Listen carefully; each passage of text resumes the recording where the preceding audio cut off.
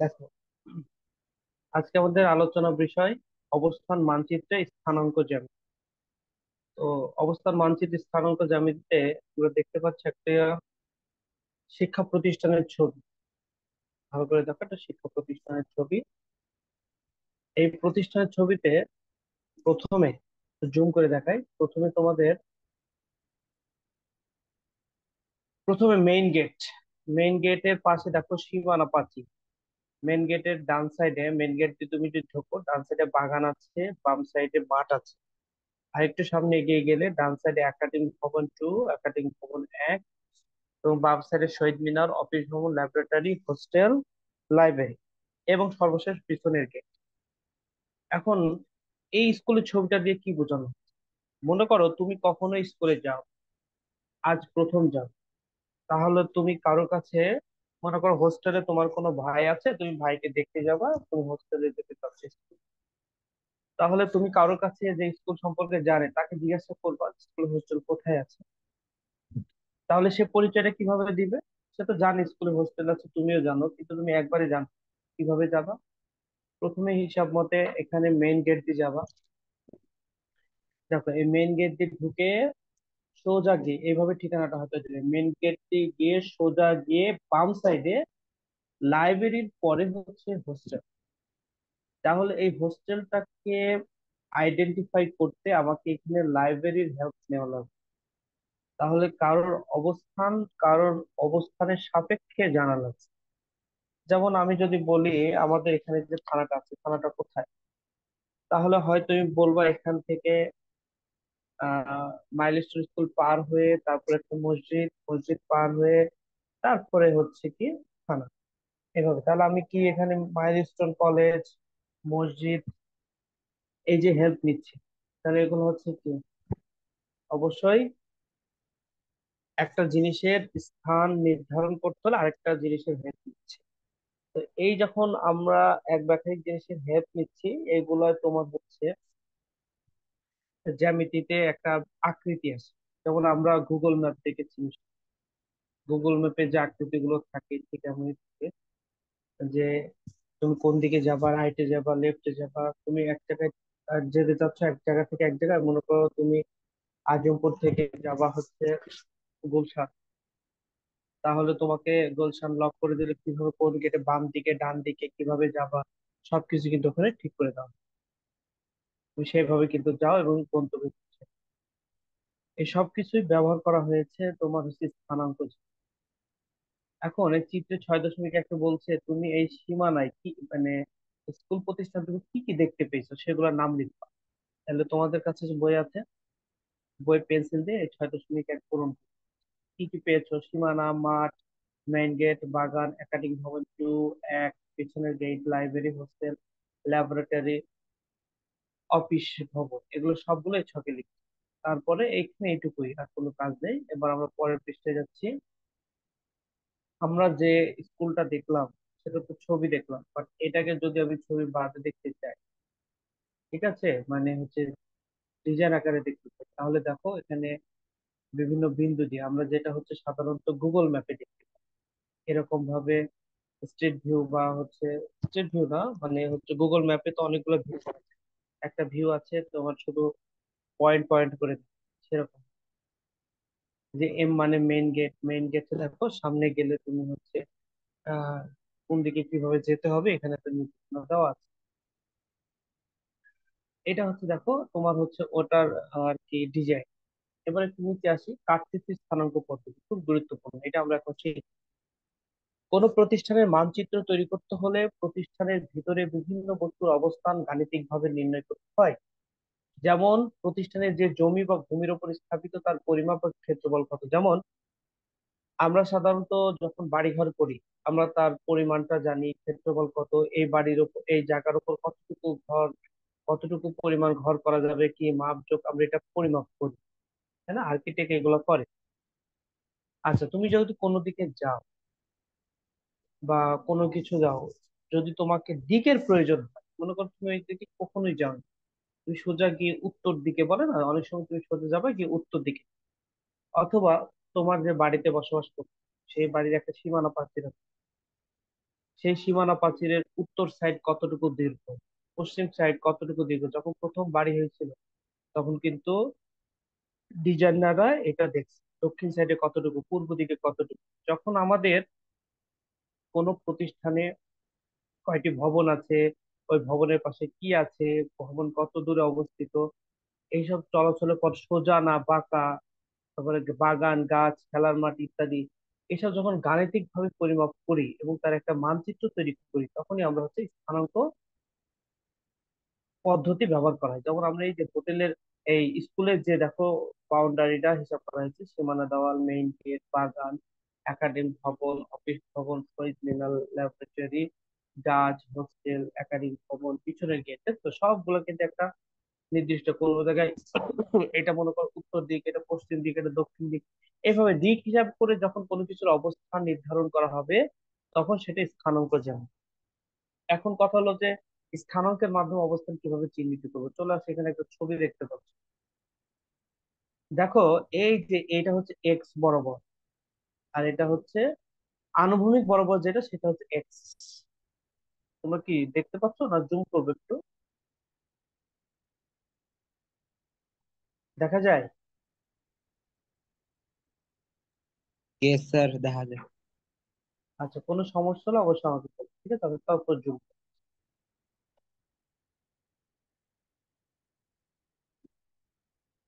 আচ্ছা, দেখো এখানে আহ একটা চিত্র আছে। এই চিত্রটা আহ, আনুভূমিক বরাবর যে চিত্র, এটা হচ্ছে আনুভূমিক বরাবর, এটা হচ্ছে এক্স অক্ষ। আনুভূমিক বরাবর সবসময় এক্স অক্ষ হয়, আর উলম্ব বরাবর মানে খারাপ ভাবে যেটা আছে সেটা হচ্ছে ওয়াই। এখন এক্স বরাবর এখানে আর ওয়াই অক্ষের মধ্যে এই ভাগে কিছু স্টুডেন্ট বসে আছে। A number, B number, C number, D, E, F, G, H, I, J, K, L, M, N, P, এই এই অবস্থান নিয়ে কিছু স্টুডেন্ট বসে।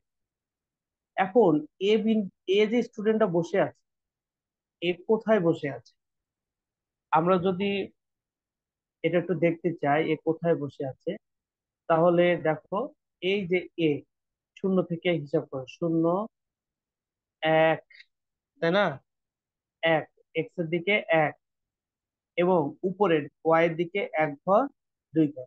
তাহলে আমি বলতে পারি এক্স এর দিকে এক ঘর এবং ওয়াই এর থেকে দুই ঘর। এবং এটাকে লিখতে হয় কিভাবে, এটা তো তোমরা জানো নিশ্চয়ই। এক্স, এক্স এর ঘর এক মানে এটা প্রথমে, আর ওয়াই এর ঘর দুই মানে এটা পরে, তাহলে 1,2। আচ্ছা, তাহলে বি বিন্দুর অবস্থান কোথায়? শূন্য থেকে এক্স এর দিকে তিন ঘরে এবং ওয়াই এর দিকে দুই ঘর। এভাবে এইচ, এইচ যে আছে তার অবস্থানটা কোথায় হবে? এইচ, এইচ বলতো, এক্স থেকে কয়েক ঘরে দূরে, এক, দুই, তিন, চার, পাঁচ, পাঁচ ঘর দূরে, তাই না?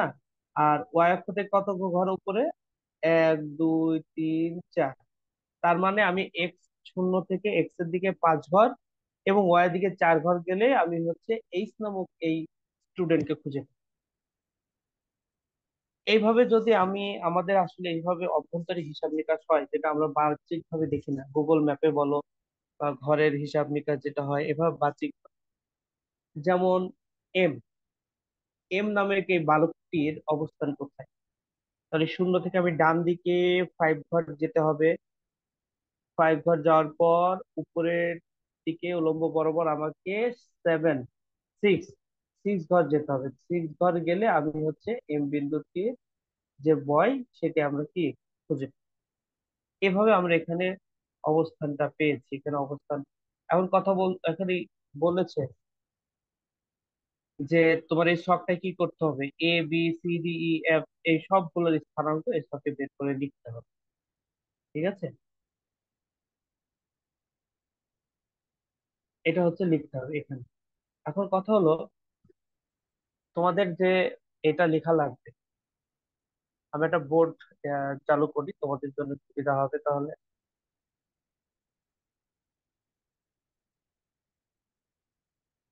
এই বোর্ডটা দেখো, তোমাদের কাছে নিশ্চয় হচ্ছে বই আছে।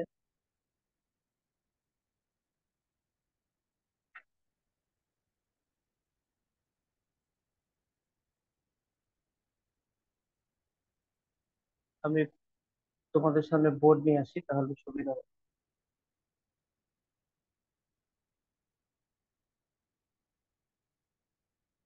দেখো, একটা বোর্ড নিশ্চয়ই তোমাদের সামনে এসেছে।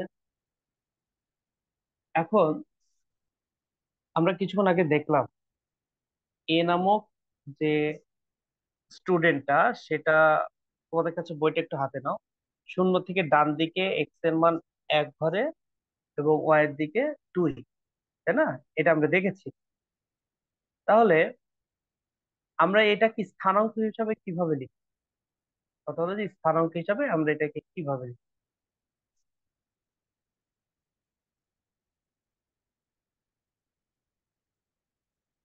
স্থানাঙ্ক আমি হিসাবে কিভাবে লিখবো? প্রথমে এ নামক স্টুডেন্ট, এ, তাহলে এক্স এর দিকে ওয়ান, মানে এটা প্রথমে থাকবে আর পরেরটা ও টু। এখন এইভাবে লেখার কারণ কি? এটা স্থানাঙ্ক লেখার নিয়ম। কারণ হলো, তোমাদের কারণটাকে দেখে, মনে করো কোন একটা বিন্দু, ধরো পি, সেখানে আমি যদি এক্স কমা ওয়াই দিয়ে বোঝাই তাহলে এটা পি বিন্দুর স্থানাঙ্ক বোঝা যায়। এটা হচ্ছে পি বিন্দুর স্থানাঙ্ক।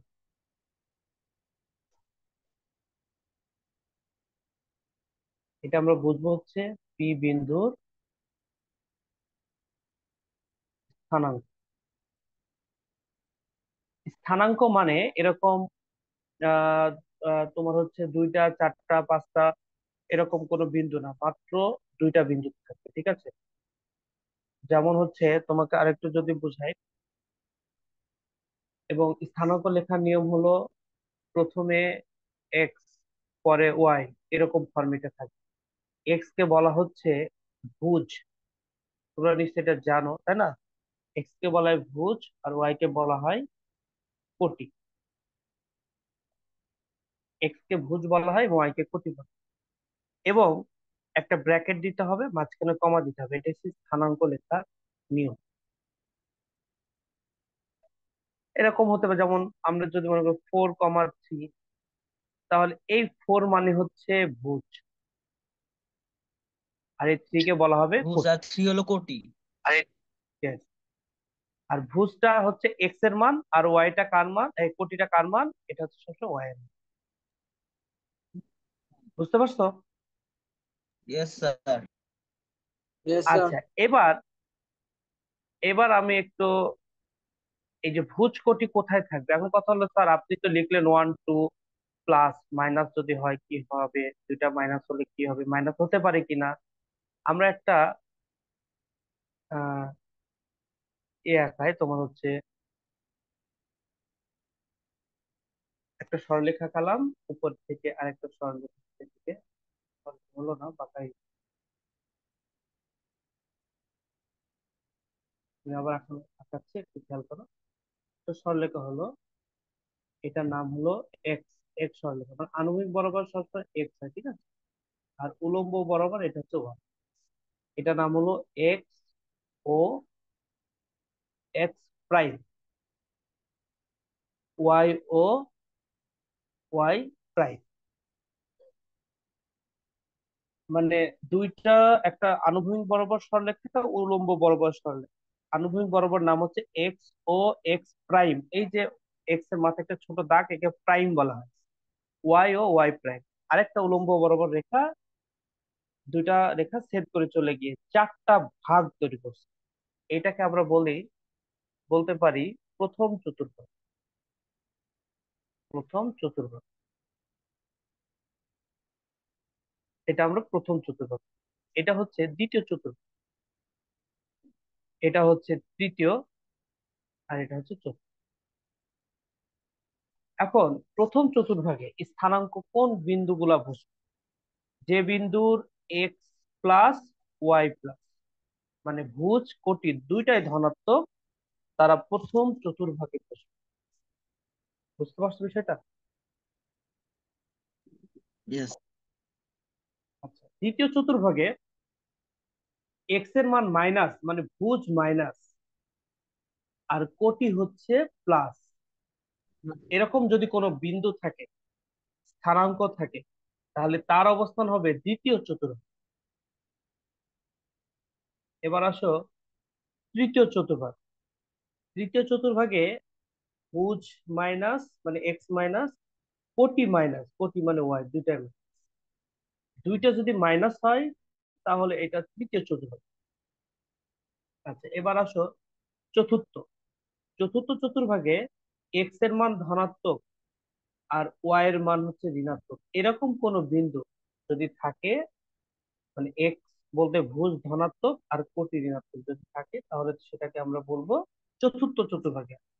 দেখো এরকম ছাড়া, এই চার রকম ছাড়া আর কোনোভাবে কি কোনো বিন্দু হতে পারে? তোমার মনে হচ্ছে এরকম কোনো হতে পারে? কারো কোনো আইডিয়া নো আছে? স্যার।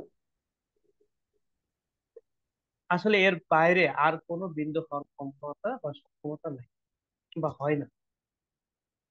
পৃথিবীতে যত বিন্দু আছে এই চারটা চতুর্ভাগের মধ্যে কোনো না কোনো জায়গায়, কারণ দুইটাই যদি ধনাত্মক হয় প্রথম চতুর্ভাগে, ভুজ ঋণাত্মক কোটি ধনাত্মক দ্বিতীয় চতুর্ভাগে, ভুজ ঋণাত্মক কোটিও ঋণাত্মক তৃতীয় চতুর্ভাগে, আর ভুজ ধনাত্মক কোটি ঋণাত্মক চতুর্থ চতুর্ভাগে। আচ্ছা এটা মনে রাখার একটা সিস্টেম আছে বুঝছো? এই দেখো প্রথমের সাথে তৃতীয় মিলাও, দেখো প্রথমের সাথে তৃতীয় মনে রাখবো, প্রথম যদি প্রথম দুইটা ধনাত্মক তৃতীয় দুইটা ঋণাত্মক, উল্টা, মানে মনে রাখার সিস্টেম। দ্বিতীয়তে ভুজ দেখো ঋণাত্মক কোটি ধনাত্মক, ঠিক তার উল্টা হচ্ছে চতুর্থ, ভুজ ধনাত্মক এবং কোটি ঋণাত্মক। বুঝতে পারছো ঘটনাটা? এইভাবে মনে রাখো। বলো কারো কোনো প্রশ্ন আছে? No sir.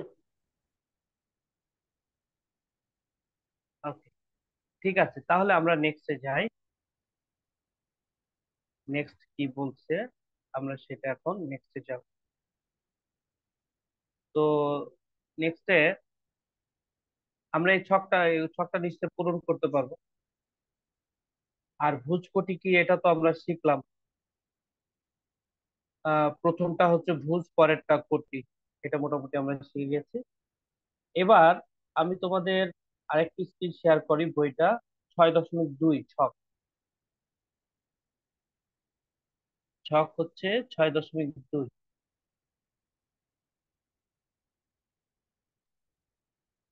আচ্ছা দেখো এখানে যেটা বলছে,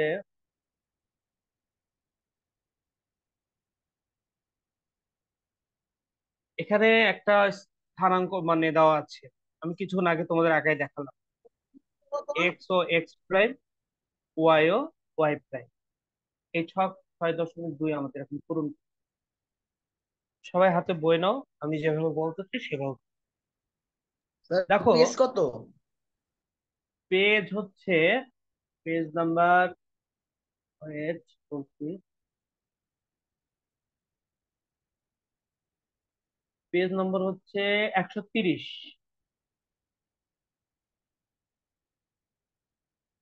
পেজ নম্বর 130। দেখো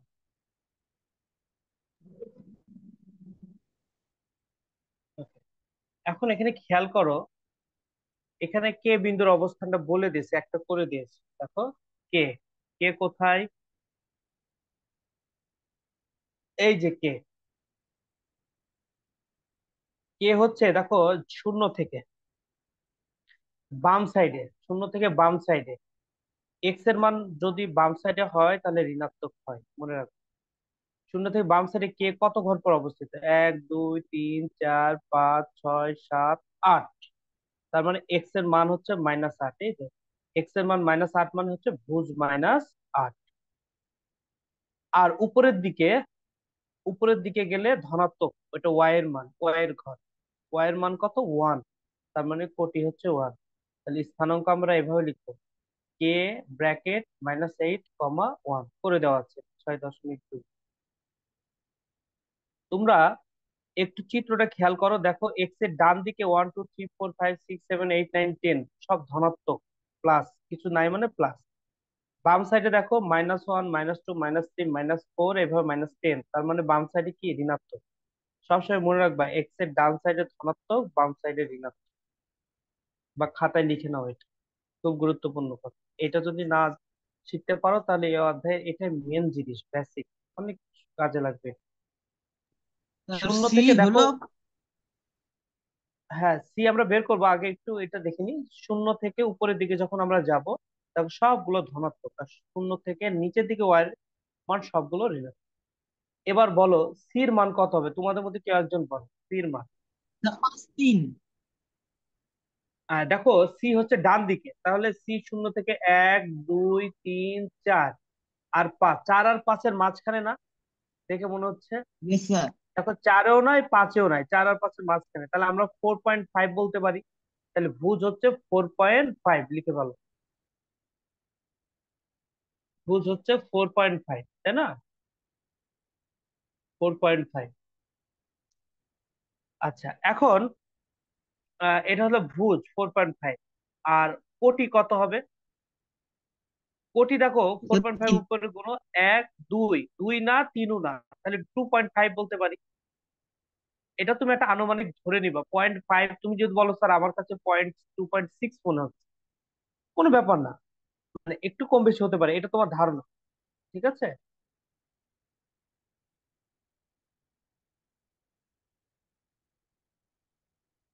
এই হলো ব্যাপার। এবার বলো এইচ কত হবে? এইচ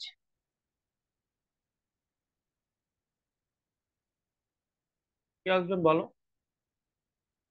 তুমি খেয়াল করে দেখো, ফাইভ এইচ শূন্য থেকে, তার এইচ শূন্য বুস্টটা থেকে এইচ হচ্ছে দেখো এক্স অক্ষের উপর নাই, একদম সোজা ওয়াই অক্ষের উপর বসে আছে।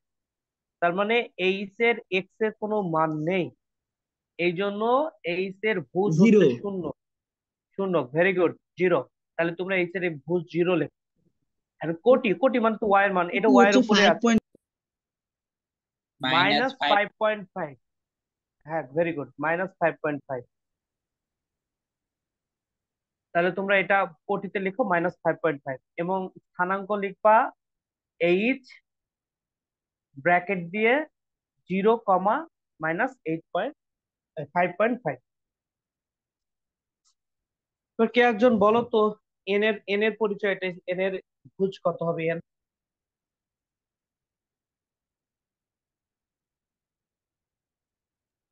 এই তার যে এন আরেকবার হচ্ছে চতুর্থ, চতুর্থ।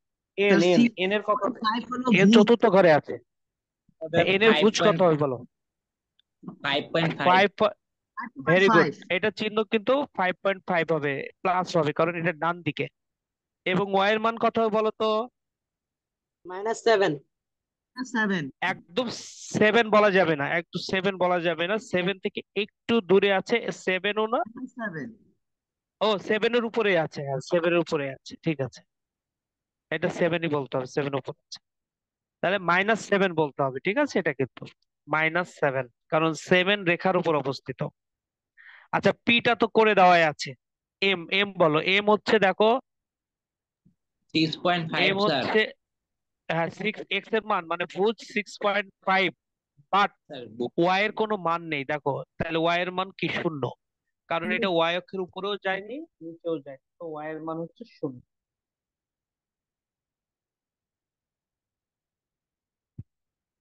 ঠিক আছে, এবার বলো পরেরটা বলো, এর ভুজ কত? প্রথমটা স্যার টু, 2। প্রথমটা 2 মানে ভুজ 2, ঠিক আছে। এবার কোটি বলো তো? 5 হলো হচ্ছে স্যার 5, ভেরি গুড। তাহলে আমরা এর স্থানাঙ্ক লিখবো A2, 5। এটা অবশ্য খাতায় মানে বই পূরণ করে ফেলো, পেন্সিল দিয়ে পূরণ করো।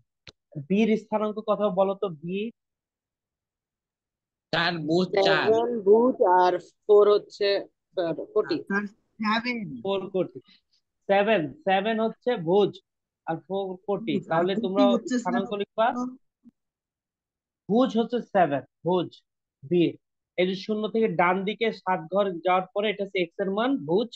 আর উপরের দিকে, ডান উপরের আর দিকে দেখো 4, এটা হচ্ছে বির মান, মানে ওয়াই এর মান। তারপরে ডি বলো, ডির ভুজ কত, কোটি কত? ভূত 3 আর আহ, কোটি হচ্ছে -2। -2, ভেরি গুড। এবার ই বলো।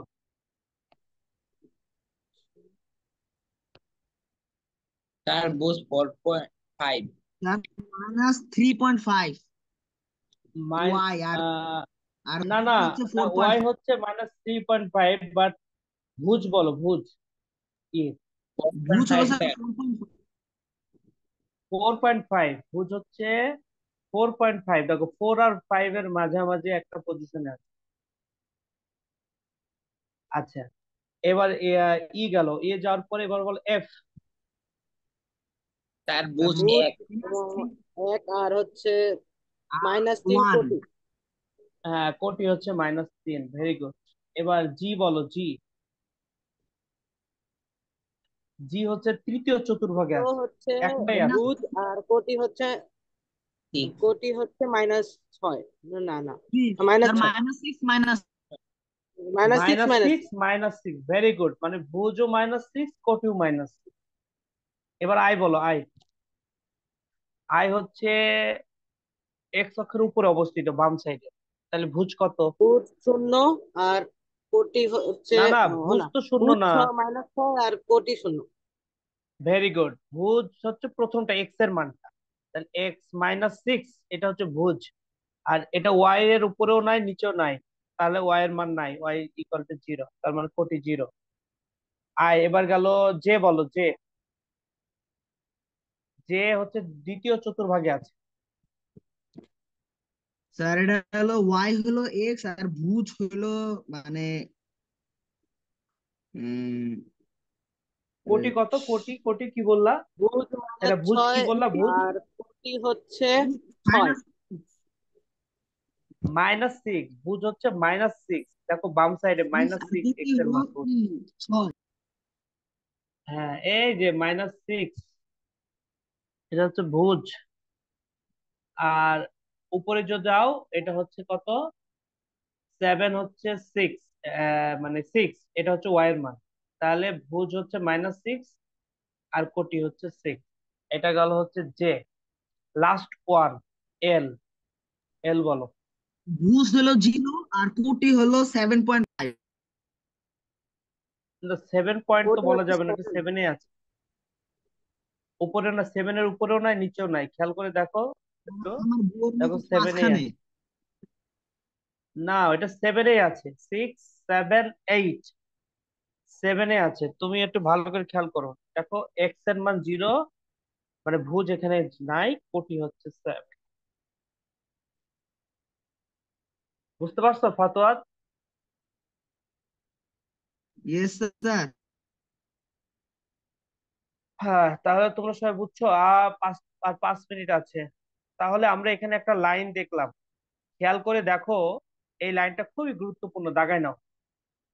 যে এক্স অক্ষের অপর অবস্থিত, এক্স অক্ষের উপর অবস্থিত যে কোনো বিন্দুর কোটি শূন্য। খেয়াল করে দেখো, যে বিন্দুগুলি শুধু এক্স এর উপর অবস্থিত আছে তাদের কোটি শূন্য, মানে ওয়াই এর মান শূন্য, তাই না? এবং ওয়াই অক্ষের উপর অবস্থিত যে কোনো বিন্দুর ভুজ শূন্য। দেখো, যারা ওয়াই অক্ষের উপর অবস্থিত তাদের ভুজ শূন্য। আমরা একটু ছবিতে ফিরে যাই।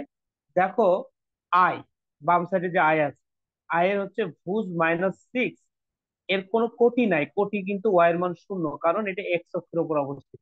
তাহলে আমরা বলতে পারি যারা এক্স অক্ষের উপর অবস্থিত হয়, যে সমস্ত বিন্দু, তাদের কোটি শূন্য। আর যে সমস্ত বিন্দু ওয়াই অক্ষের উপর অবস্থিত হয় তাদের ভুজ শূন্য। যেমন এই খেয়াল করে দেখো, এল। এল দেখো ওয়াই অক্ষের উপর অবস্থিত, তার মানে এর কোনো এক্স এর মান নাই। এটা আমরা এখানে একটা সূত্র পেয়ে গেলাম। তার মানে আমরা কোন স্থানাঙ্কে যদি এক্স এর মান শূন্য দেখি, মানে প্রথমটা ভুজটা শূন্য দেখি, আর কোটির কোনো মান থাকে, তাহলে আমরা ধরে নিব এটা ওয়াই এর উপর।